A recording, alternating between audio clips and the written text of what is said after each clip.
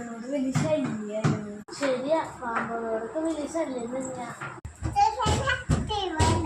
അവിടെ സംസാരിക്കല്ലേ, ഒന്നും മിണ്ടടുക്ക്. T V വെക്കണ്ട. ആ ശരി, ടി വി വെക്ക്.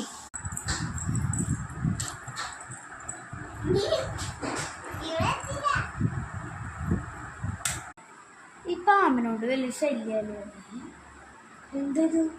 മരിച്ച വീട്ടിൽ നിന്ന് തുടരെ പാമ്പുകളെ കണ്ടെത്തിയ സാഹചര്യത്തിൽ സർപ്പട്ടിയും അംഗങ്ങളും വനംവകുപ്പും പരിശോധന നടത്തി.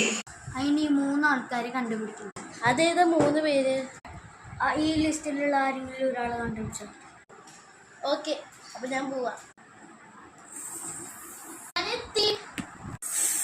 ഇതെന്നെ പോലെ ഒരു അണ്ണാനല്ലേ? നീ എന്താ വരാൻ വൈകി?